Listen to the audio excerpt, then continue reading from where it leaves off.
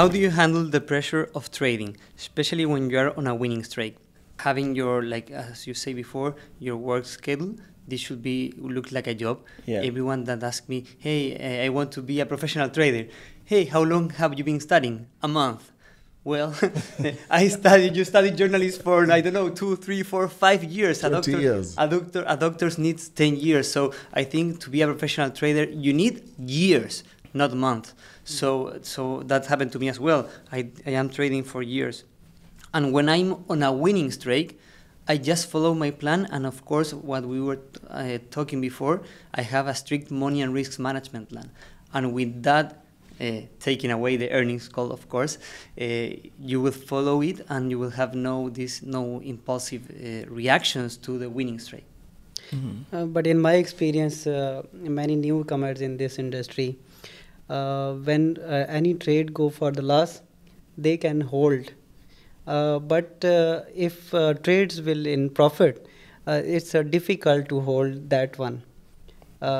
Profit is more difficult to loss trade hold. What I do in those cases, sometimes if I want to continue winning, I just use sometimes trailing stop. So I keep, even manually or automatically, I actually love trailing stop. So I keep following the price once, or up or down, depends on the position, of course. And that's the best strategy to calm you and to say, have every money you can have with the position if you have a more powerful tendency. So between trailing stop and then putting stop loss at break even, which one would you go for? You know, normally I think you do understand the difference. With trailing stop, you're chasing price. Of course. And then with stop loss at break even, you just put in just above the entry price. I use more trailing stop. Trailing. So you don't get, let's say, angry when, let's say, price has moved, let's say, 50 pips. You put your trailing stop at 30 pips, it comes to pick you at 25 pips and goes to 100 pips. No, I get no angry because it was a positive trade.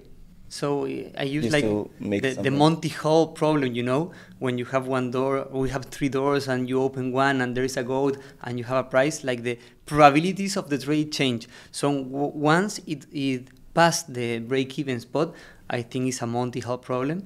The probability change, and I'm happy with the trailing stop following the price. And if that happens, it's part of it, and I make a profit, I'm happy. I think that's, for me personally, my own sanity and psychology. I subscribe to the stop loss at break even. You know, this is a very interesting question. Most traders are used break evens. Yes, it's a very interesting question, because talking about stop losses for professionals is like getting into a rabbit hole. There are those professionals who say they never use the stop loss because it's meant to be hunted. I don't know what you guys think on the use of stop losses. You don't use stop loss? No, personally I do. But I have friends of mine who are professional traders. They don't use stop losses. I have a classic example of a gentleman who was trading during the Brexit, and he was buying. And I'm watching the news, I'm watching Parliament, the conversation, and I'm telling him, this thing is still going down, man. And his idea is to continue adding trades. You're in a loss, but you're still adding trades in the hope that if the market turns, then it goes collecting all the profits. So that those who argue, there's no point of using a stop loss. So what I know with that is there are some that have what they call imaginary stop loss.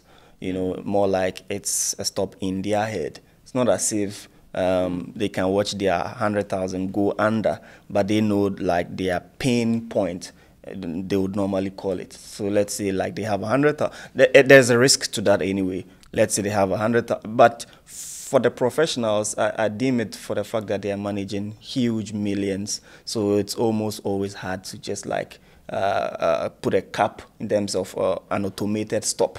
So they would normally think around that area of a region where when price gets to, we should liquidate that position. But for a retail trader, then they like to use that imaginary stop. It's like, okay, I don't want to have my stops line here. So if I am going into a loss of 10,000, it's okay. I can take that pain and then I'll close that position. But the risk there is that if there is a sudden spike, there's always like a two sides to a coin. Of course, we cannot totally abandon the fact that there are sometimes stop hands in the market. But I think it normally would perceive a lot more with people that are heavily trading lower time frame.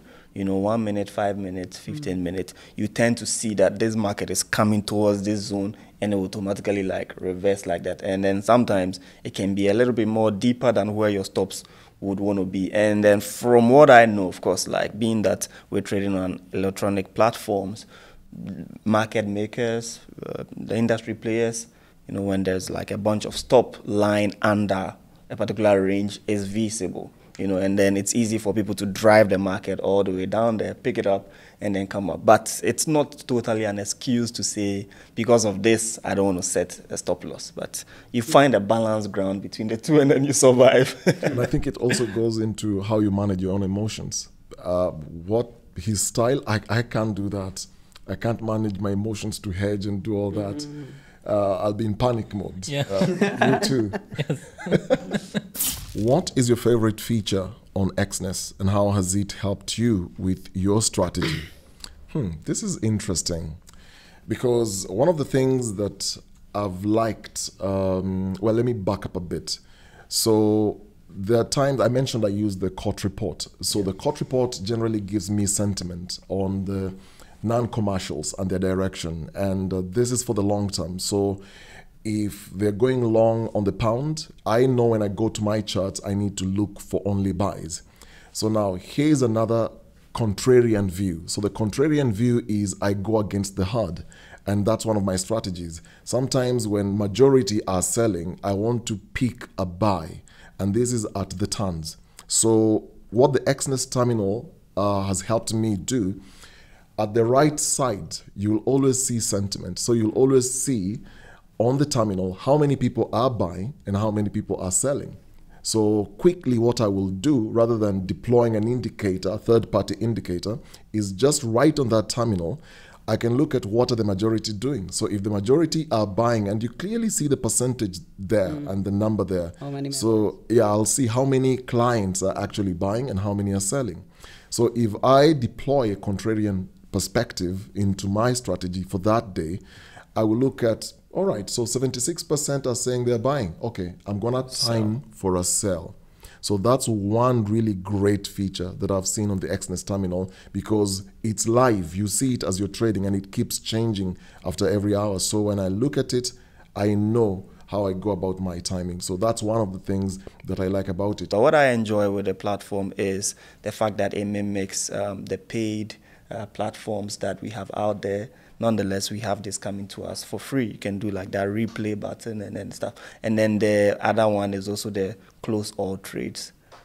Oh yes, Close all trades. That feature is one of the best as well. Rather than clicking on one and the price is fluctuating, so you close everything all at once. It's a really great feature on the terminal. And one more feature, the stop loss and take profit with the amount you can. Yes. You can choose to risk in amount, or you can choose risk in pips. In pips and then in percentage. I think so. This feature will only available in the Exness terminal. Yeah, it's interesting. Okay. Other feature I like about the Exness platform is they have different accounts that suits you better, the style of trader you have. Having tried so many different other, brokers, one of the things that you want is that human feel and human touch, and talking to another human who understands you. You may think you have a stupid question to ask, but there's somebody on the other end who's patient enough to take you through a process to make you understand exactly what you need to do. So I think at the support level, they've really upped their game. If not the best, one of the best, in my opinion. Which instrument would you trade for the rest of your life? I don't like to focus on one instrument, but if I would choose one, I would choose euro-dollar, because it has the most movements, and I always find my strategy working on it the best. So I will choose it. And what about you guys? Yeah, generally I think that statistics-wise, euro-dollar is the most traded pair in the world. So, I mean, I confer with you if you want to be like the one you would not give up on. If I'm not going to change it, I have to focus. If it comes to me, I think it's the pound. I don't know, I just like trading the pound pairs. So if there are times is it because of the peak value? I think it's more of the routine. It has a routine according to my strategy that I'm so used to. So I can have like a very good night's sleep, wake up very early in the morning, and then sit by the chart, and I know that I'm going to get a pound go in one direction if I'm able to hit that direction. So of course it's a probability game we're playing here, but knowing that one way or the other, that direction is going to happen within that set of time frame where I'm awake, then I want to be seated and use my logic and perspective to take that direction, and I'm just good. Like, I always wake up in a solid expectation that the pound is going to go either north or south. I don't know if you get what I mean. Yeah. So it's like, my job is pretty simple. Get the right direction and go with the flow. I used gold mostly. Mostly traders in the world are used gold for volatility, I think so. And gold is a best pair for me. I own. Would you choose it for lifetime? Yes, Of course. I do trading only gold and not use any other pairs. Oh, wow. Really? Hmm. That means that you have a very, let's say, solid risk appetite.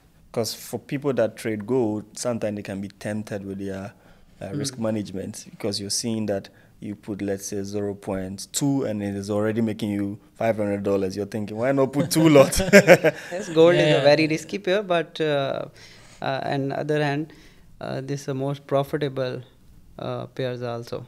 Well, gold is very profitable, but it requires emotional resilience to trade it, because the fear and the greed factor around trading gold Yeah, yeah. Yes, most is important. wild. But for lifetime, I think I will go with Tesla, assuming we have Tesla stock for lifetime. Wow. Because first, I think it will be the most valuable stock in the world. And second is the stock that I know the most. Like, I study like every day what Elon Musk is doing and what Tesla company is doing. So it will be Tesla because it's the company I know the most. Wow, interesting. Yes. And he's always tweeting. Always. As a pro trader, you trade many brokers. Why Exness? So for me, Exness is the biggest retail brokers in the world and have 4.5 trillion volume size. This is a major volume, and biggest brokers in the world, I think so, have many options to best trades and for the best all the communities in trading. Oh, wow. So what do you think And about they also have 24/7 support in more than 14 languages. So it's amazing how they can help you any problem you have. Yes, sport team is also good in Exness. Already discussed about that. Any other what you think, Kojo? For me, most of my customers from MENA region always ask about swap, or always ask about Islamic accounts which has no swap. So when I was searching about other brokers, some accounts have swaps, some others not.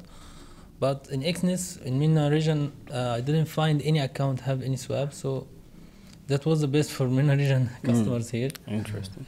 Yeah. Well, with me, it comes to some aspect of a decision that plays a major role in every trader's, personal account, which is like the negative balance protection. And we earlier discussed with certain traders trading without stop loss, and then we all understood that the market moves randomly. So you cannot necessarily determine that how deep a spike is going to be, But you see, when you put money in your trading account, let's say $1,000, and you're trading, right? You are only responsible for the $1,000, but in essence, you can take a position which can run huge loss than $1,000. So with some brokers, you can run at a loss, and then you now find in your trading account that you're owing negative 200 or negative 300, and then what happens is that if you deposit, you're paying for a loss that you made in a previous trade. Yeah. But what negative balance protection does is that it's a technology that you only lose exactly how much you put in. It cannot in any instance go further than your initial capital. That's So worst case it's scenario. customized? Yes. Okay. Yes. So that's just how it works. Yeah. Yeah. And the other thing in my country is regulation. You know, Exness is regulated in my country. And the reason why it's important to have regulation is at least you have a go-to institution or person and say, okay, this person is regulated, they're certified, they're listed, they're legally, you know, allowed to operate within a region or within a country. The brokers I'm talking about is where, and I have one in mind where I'm trading, then it went under, I have no recourse. There's no place where I can go to get my money back. There's no place I can go to report. I can't do anything about it. But when you're dealing with, you know, a broker that's regulated, at least you know legally they're there. So they've gone through all the requirements, all the processes, and you can at least, you know, trust a broker at that level when they're regulated as compared to one that's not regulated. So the regulation part of it, especially in my country, Kenya, really, really good.